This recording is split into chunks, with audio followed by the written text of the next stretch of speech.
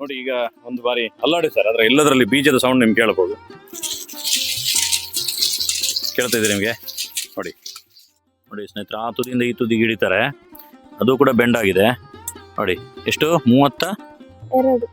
32 centimetre, ಅಂದ್ರೆ 35 centimetre ಉದ್ದ ಇದೆ. ಹುಲಿ ಎಲ್ಲನ ಹುಲಿ. ಹಾ, ಹುಲಿ ಹುಲಿ ಹುಲಿ. ಹಾ, ಬಾರಿ ಹುಲಿ. ಹುಲಿ ಹುಲಿ. ನಮಗೆಲ್ಲ ಇಷ್ಟೆಲ್ಲ ಅಕ್ಕಿ ತರಕಾರಿ ಎಲ್ಲ ನಾವು ಇಷ್ಟು ನಟ್ಟಿದ್ದೇವಲ್ಲ, ನಮಗೆಲ್ಲ ಉಂಟು. ಅದಕ್ಕೆ ಅದು ಎಲ್ಲಿ ಹೋಗುದು? ಅದು ಈ ಬಿಸಿಲಿಗೆಲ್ಲ ಹೋಗ್ಬೇಕಲ್ಲ. ಅಲ್ಲೆಲ್ಲ ನೋಡಿ ಕಾಡುಂಟು, ಅದ್ರಲ್ಲಿ ಎಂತ ಉಂಟು? ಖಾಲಿ ಎಲೆ ಮಾತ್ರ, ಅದನ್ನ ಎಲೆನೆ ತಿನ್ಕೊಂಡು ಕೂತ್ಕೊಳ್ಬೇಕದು. ಎಲ್ರಿಗೂ ನಮಸ್ಕಾರ. ಇದು ಮರಬೆಂಡೆ. ನೋಡಿ ಸ್ನೇಹಿತರೆ, ತುಂಬಾ ದಪ್ಪ ಆಗಿದೆ. ಇಲ್ಲಿ ಕೂಡ ಮರಬೆಂಡೆ ಇದೆ. ಇದು ಬಾರಿ ಸಣ್ಣದ್ರಲ್ಲಿ ಆಗ್ತಲ್ಲ ಆದಿತ್ಯ?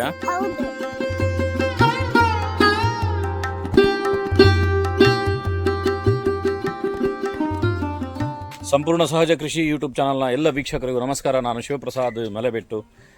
ಕಳೆದ ಒಂದು ತಿಂಗಳಿಂದ ಈ ಜಾಗವನ್ನು ನೀವು ನೋಡಿದಿರಿ, ಸಣ್ಣ ಸಣ್ಣ ಗಿಡಗಳೆಲ್ಲ ಇತ್ತು. ಇವತ್ತು ಫುಲ್ಲು ತುಂಬಿಕೊಂಡು ಬಿಟ್ಟಿದೆ. ನೋಡಿ ಎಂತೆಂಥ ವಿಶೇಷತೆಗಳಿದೆ ನೋಡಿ. ಸುಮಾರು ಒಂದು 30-35 ಸೆಂಟಿಮೀಟರ್ ಉದ್ದದ ಬೆಂಡೆಕಾಯಿಯನ್ನು ನೋಡಿರ್ಬೋದು. ಆನೆಕೊಂಬ ಅಂತ ಹೇಳೋದು ಕೇರಳದ ವೆರೈಟಿ. ಆ ರೀತಿ ಅತ್ಯಂತ ವಿಶಿಷ್ಟವಾಗಿರುವಂಥ ತರಕಾರಿಗಳು ಈ ಕೈತೋಟದಲ್ಲಿದೆ. ಇದನ್ನು ವಿವರಿಸಲಿಕ್ಕೋಸ್ಕರ ನೀವು ಮೊನ್ನೆ 2 ವಿಡಿಯೋ ನೋಡಿದಿರಿ. ನಮ್ಮ ಮನೆಯ ಮಕ್ಕಳು ಆರಾಧ್ಯ ಮತ್ತು ಆದಿತ್ಯ ಮತ್ತು ಯಶ್ವಿತ್ ಇವರೆಲ್ಲ ಸೇರಿ ತುಂಬ ಚೆನ್ನಾಗಿ ವಿವರಿಸಿದರು. ಇವತ್ತು ಕೂಡ ಅವರು ವಿವರಿಸ್ತಾರೆ. ಬನ್ನಿ ಅವ್ರ ಜೊತೆ ಮಾತುಕತೆಯನ್ನು ಮಾಡುವ. ನಮಸ್ತೆ, ನಾನು ಆರಾಧ್ಯ. ನೀವು ಮೊನ್ನೆ ಎಲ್ಲ ನೋಡಿದ್ರಲ್ಲ ನನ್ನ ವಿಡಿಯೋ, ಚಂದ ಆಯ್ತಲ್ಲ, ಕಮೆಂಟ್ ಎಲ್ಲ ಮಾಡಿದ್ರಲ್ಲ, ನನಗೆ ಖುಷಿ ಆಯಿತು. ಮೊನ್ನೆದು ವಿಡಿಯೋ ಚಂದ ಆಗಿದ. ಇವತ್ತು ಈ ವಿಡಿಯೋವನ್ನು ಸ್ಕಿಪ್ ಮಾಡದೆ ನೋಡಿ. ಇವತ್ತು ನಾನು ಹೊಸ ಹೊಸ ಬಗೆಯ ತರಕಾರಿಗಳನ್ನು ತೋರಿಸ್ತೇನೆ. ಅಲ್ಲಿ ನೋಡಿ, ಆದಿತ್ಯ, ಯಶ್ವಿತ್ ಮತ್ತೆ ವೃಷ್ಟಿ ಎಲ್ಲ ಇದ್ದಾರೆ.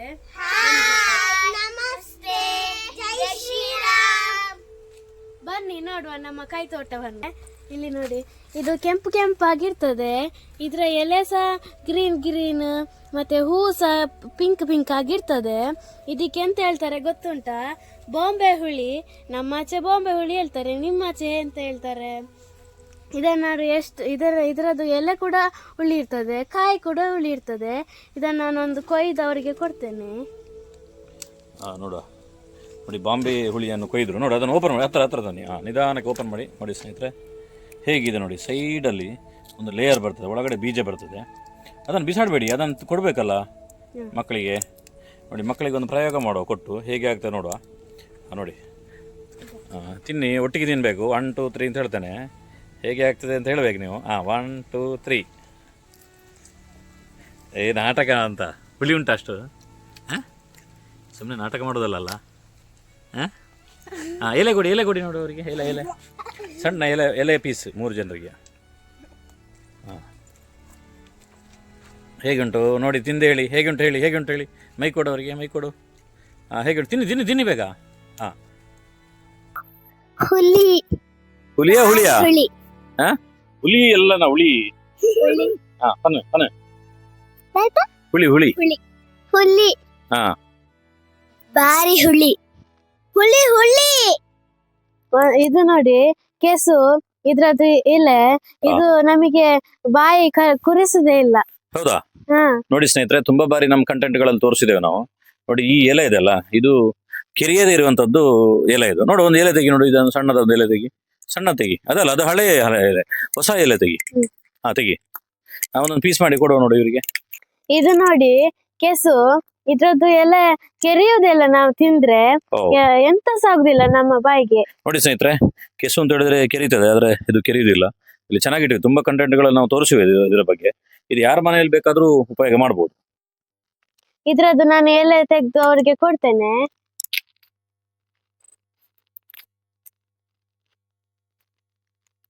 ಕೆರಿತುಂಟಾ?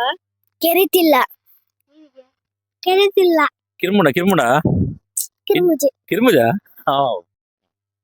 ಇದು ಟೊಮೆಟೊ ನೋಡಿ, ಇದ್ರಲ್ಲಿ ಹೂ ಆಗಿದೆ, ಆದ್ರೆ ಹಣ್ಣು ಆಗ್ಲಿಕ್ಕೆ ಆಗಿದೆ ಇನ್ನು. ಚೆರಿ ಟೊಮೆಟೊ ಸ್ನೇಹಿತರೆ, ಇದು ಸಣ್ಣದಾಗಿ ಟೊಮೆಟೊಗಳೆಲ್ಲ ಆಗತ್ತೆ. ಇದು ಹರಿವೆ. ಇದು ನೋಡಿ, ಇದ್ರಲ್ಲಿ ದೊಡ್ಡದು ಎಲ್ಲ ಆಗಿದೆ ನೋಡಿ.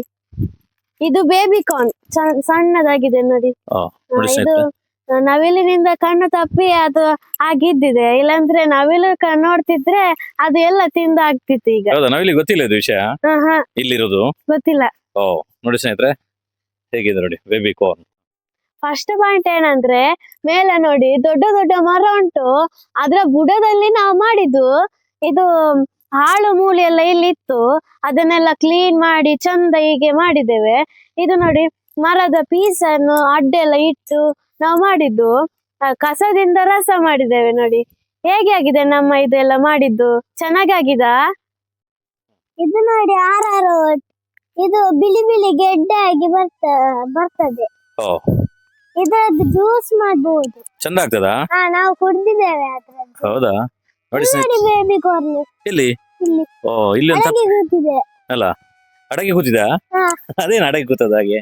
ನಂಗೆ ಗೊತ್ತಿಲ್ಲ, ಅದೇ ಅಡಗಿ. ಅಲ್ಲ, ನವಿಲು ಬರ್ತದೆ ಅಂತ ಹೇಳಿ ಅಡಗಿ ಕೂತದ? ಹೌದು. ವಾವ್, ನೋಡಿ ಸ್ನೇಹಿತರೆ, RR ಅಂತ ಹೇಳೋದು ಇದಕ್ಕೆ. ಸೂಪರ್ ಆಗಿ ಗೆಡ್ಡೆ ಆಗುತ್ತೆ. ನೀವು ಮನೇಲಿ ಉಪಯೋಗ ಮಾಡ್ಬೋದು. ನಿಮ್ಮಲ್ಲಿ ಏನೇ ಹೇಳ್ತಾರೆ ಅಂತ ನೀವು ಹೇಳಿ, ಇದಕ್ಕೆ ಹೆಸರು ಏನು ಹೇಳ್ತಾರೆ ಅಂತ ಹೇಳಿ. ಇವತ್ತಿನ ಮುಖ್ಯ ವಿಷಯ ಬೆಂಡೆಕಾಯಿ. ಇವತ್ತು ನಾನು ತೋರಿಸ್ತೇನೆ. ಇಲ್ಲಿ ನೋಡಿ, ಇದಕ್ಕೆ ನಾವು ಬೆಂಡೆಕಾಯಿ ಅಲ್ವಾ, ಇದಕ್ಕೆ ಇದು ಮರ ಬೆಂಡೆ.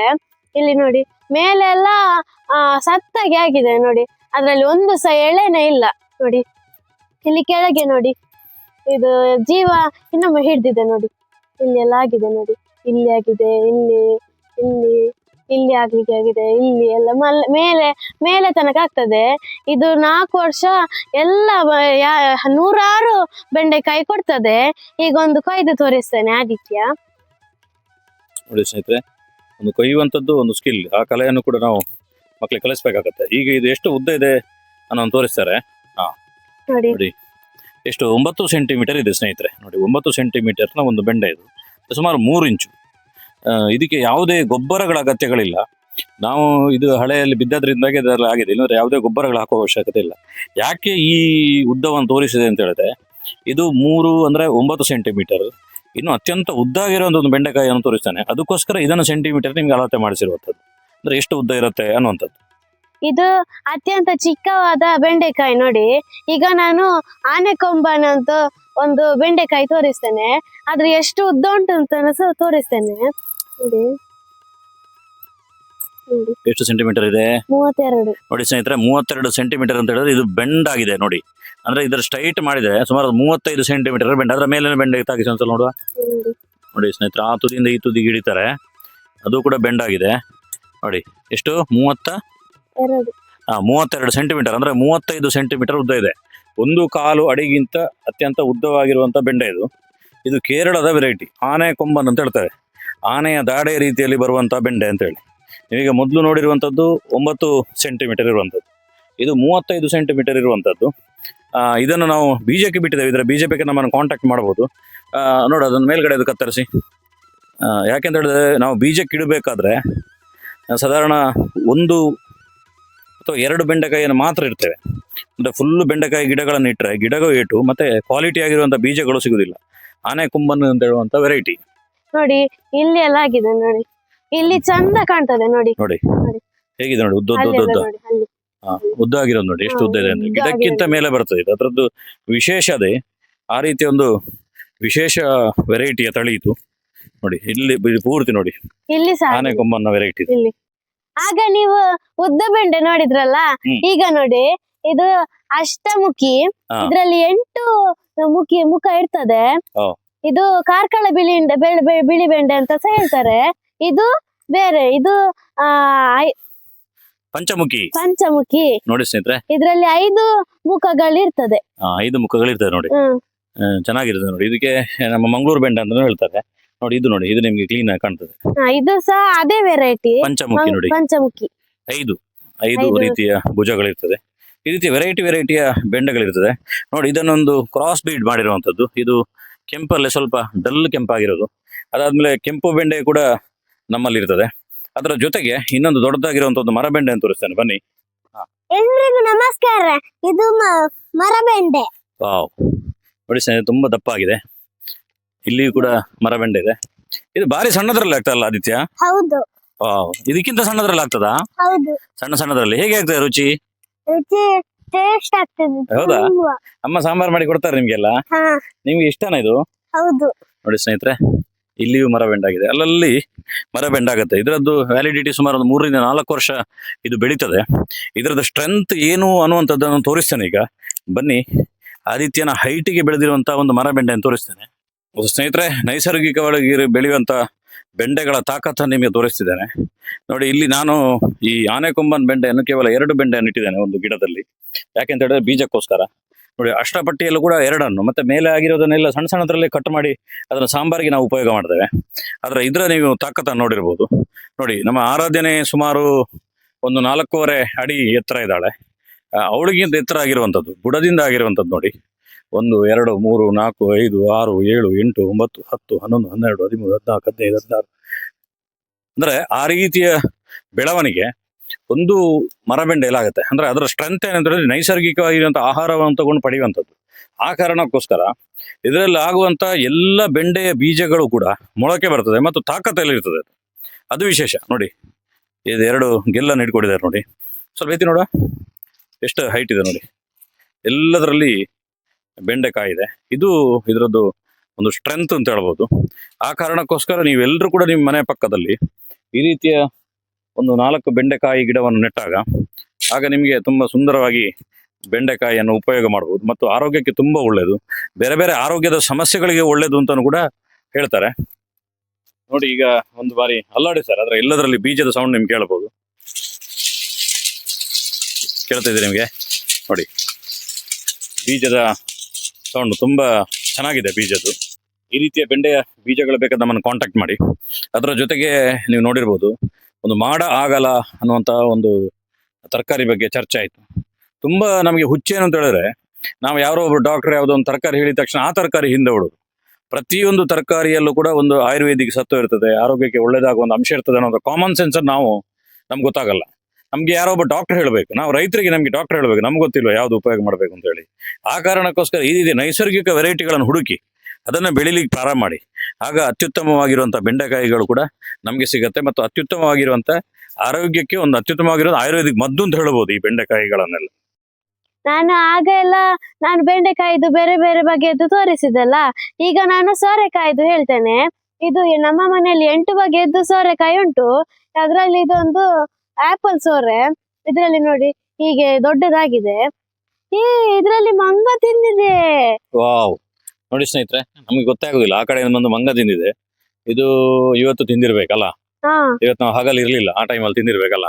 ಈ ರೀತಿ ಮಂಗಗಳೆಲ್ಲ ಬಂದು ಉಪದ್ರ ಮಾಡ್ತಾರಲ್ಲ, ಏನ್ ಹೇಳ್ತೀವಿ ಇದಕ್ಕೆ? ನಮಿಗೆಲ್ಲ ಇಷ್ಟೆಲ್ಲ ಅಕ್ಕಿ ತರಕಾರಿ ಎಲ್ಲ ನಾವು ಇಷ್ಟು ನಟ್ಟಿದ್ದೇವಲ್ಲ, ನಮಿಗೆಲ್ಲ ಉಂಟು. ಅದಕ್ಕೆ ಅದು ಎಲ್ಲಿ ಹೋಗುದು? ಅದು ಈ ಬಿಸಿಲಿಗೆಲ್ಲ ಹೋಗ್ಬೇಕಲ್ಲ.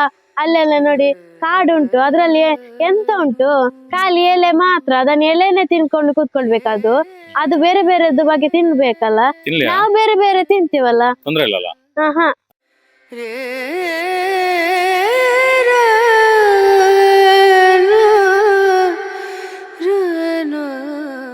ನೋಡಿ, ಈ ಮರ ತುಂಡಲ್ಲಿ ನಾವೆಲ್ಲ ಕಟ್ಟಿದ್ವು. ಅಲ್ಲಿಂದ ಅಲ್ಲಿವರೆಗೆ ಕಟ್ಟಿದ್ದೇವೆ.